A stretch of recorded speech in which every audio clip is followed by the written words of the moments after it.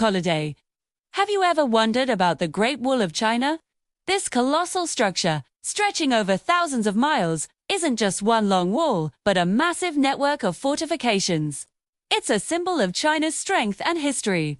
But the real story of how and why it was built is far more complex and fascinating than most people realize. So, grab your gear, because today, we're re-embarking on a journey back in time to uncover the truth behind this architectural marvel. The story of the Great Wall doesn't start with a single emperor or a single dynasty. Its origins are much older. Imagine China, over 2,700 years ago, during a period called the Spring and Autumn period. The land wasn't a unified empire but was divided into several rival states, all vying for power and territory. To protect themselves from each other and from nomadic tribes from the north, these states started building defensive walls. They used a technique called rammed earth, where they would pound layers of soil, gravel, and clay between wooden frames to create sturdy barriers. These were the very first seeds of what would later become the Great Wall. Now, let's fast forward a few hundred years to 221 BC. A man named Qin Shi Huang, a name that echoes through Chinese history, has just done the unthinkable. He has conquered all the rival states and unified China for the very first time, establishing the Qin dynasty. He declared himself the first emperor. But with great power came great threats, particularly from the Zhongnu, a powerful confederation of nomadic tribes to the north. These fierce horsemen would frequently raid Chinese settlements, causing chaos and instability. To secure his new empire, Qin Shi Huang came up with a grand plan. He ordered the connection and reinforcement of the existing northern walls built by the previous states. He conscripted a massive workforce, including soldiers, peasants, and convicts, estimated to be in the hundreds of thousands, some say even millions. The work was brutal and dangerous. Many laborers perished from exhaustion, disease, and accidents, earning the wall its somber nickname, the longest cemetery on Earth. While this is likely an exaggeration, it highlights the immense human cost of its construction. Dynasty wall was mostly made of rammed earth and stretched for thousands of miles, forming the first truly Great Wall. But the story doesn't end there. After the fall of the Qin dynasty, subsequent dynasties had their own approaches to the northern threats. The Han dynasty, which followed the Qin, initially tried to make peace with the Zhongnu through treaties and marriages. But when diplomacy failed, they went back to wall building. The Han extended the wall further west into the desert, creating a fortified corridor to protect the vital Silk Road. This trade route was the economic lifeblood of the empire, connecting China to Central Asia and Europe. The Han built watchtowers, fortresses, and beacon towers along this extended wall. These beacon towers were a brilliant communication system. Guards would use smoke signals during the day and fire signals at night to quickly relay messages about enemy movements across vast distances. A warning could travel hundreds of miles in just a few hours. For several centuries after the Han, wall building wasn't a major priority for many dynasties. Some, like the Tang dynasty, were so militarily powerful and diplomatically successful that they didn't feel the need for massive defensive walls. They controlled vast territories far beyond the wall's traditional line. This shows us that the wall wasn't a constant project. Its construction ebbed and flowed with the political and military climate of the time. Now, let us jump to the dynasty that most people associate with the Great Wall we see today, the Ming dynasty. From 1368 to 1644, the Ming emperors faced a renewed and persistent threat from Mongol and other northern tribes.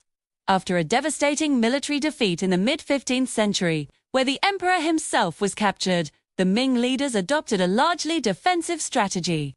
This triggered the most extensive and sophisticated phase of wall construction in Chinese history. The Ming dynasty is responsible for the iconic brick and stone sections of the wall that snake across the mountains north of Beijing. This was a major upgrade from the earlier rammed earth walls. They built taller, stronger walls with crenellations for archers, fortified gates, and massive garrisons stationed along its length. They used locally sourced material stone from the mountains and bricks fired in nearby kilns. Millions of workers, including soldiers and laborers, toiled for decades to create this formidable barrier. The Ming Wall was not just a simple line of defense. It was an integrated military system. It included watchtowers for observation, barracks for troops, and fortresses at key passes. The goal was not just to stop an invasion, but to control trade, regulate migration, and provide an early warning system. About the sheer logistics of this. Transporting millions of tons of stone and bricks up steep mountain slopes without modern machinery is an incredible feat of human engineering and perseverance. Workers used their bare hands, simple tools, ropes, and even goats and donkeys to haul materials. It's a testament to their incredible determination and sacrifice. So, why did they build it? The primary reason was always defense against northern nomadic groups. These groups had a different lifestyle, centered around herding and raiding, which often brought them into conflict with the settled agricultural society of China.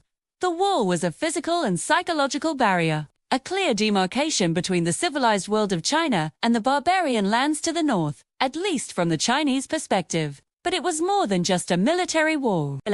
As we saw with the Han Dynasty, it also protected crucial trade routes like the Silk Road, ensuring the safe passage of goods and ideas.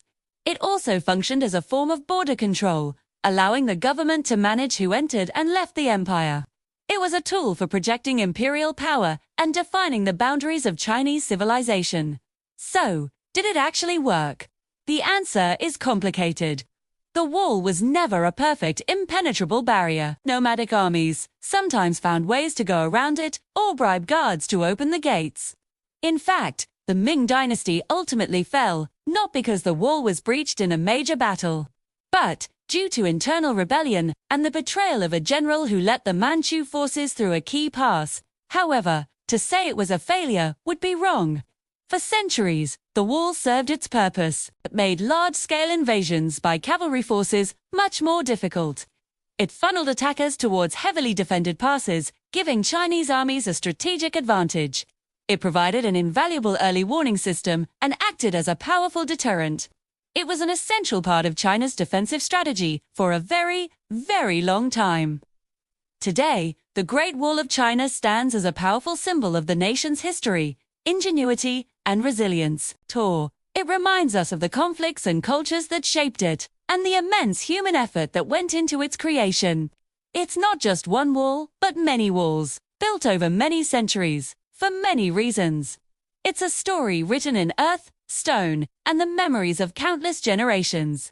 Thank you so much for joining me on this incredible journey through time.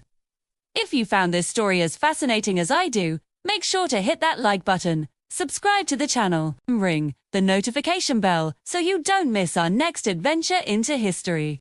Let me know in the comments what historical topic you'd like us to explore next. Thanks for watching, and see you in the next video.